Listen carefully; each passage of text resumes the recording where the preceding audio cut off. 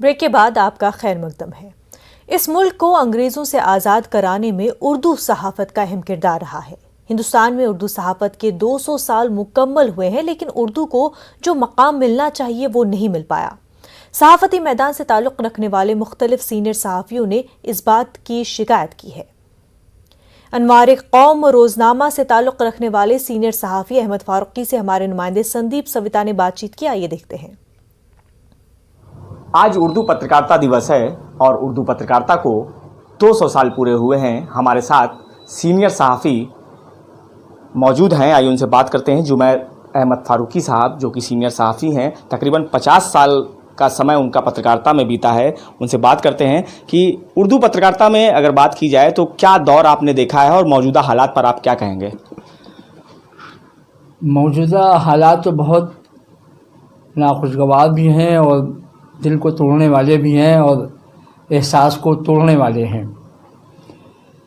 اردو صحافت کا وہ دور ہم نے دیکھا ہے کہ صبح فجر کی نماز پڑھنے کے بعد ہر شخص کے ہاتھ میں اردو کا اخبار ہوا کرتا تھا۔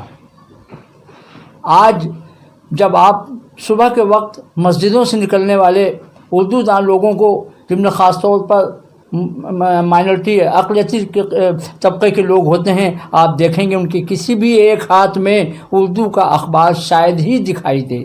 یہ اردو کی تنزلی ہے اور اردو والوں کی وجہ سے یہ تنزلی آئی ہے۔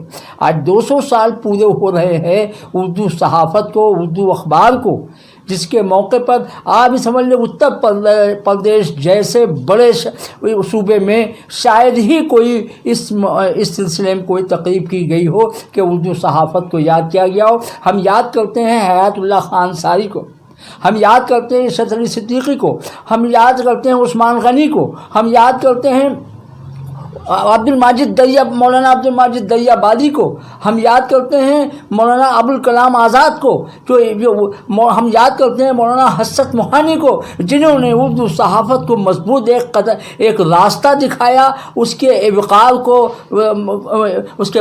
کو اعلیٰ ترین مقام پر پہنچایا۔ بھی اندر سے بڑی مایوسی ہوتی ہے۔ بہرحال آج اردو یوم صحافت ہے۔ میں اردو داں طبقے سے اس بات کی گزارش کرتا ہوں کہ للہ اگر آپ چاہتے ہیں کہ آپ کی زبان فروغ پائے تو آپ اردو کو اردو میں لکھیں، اردو کو اردو میں پڑھیں، اردو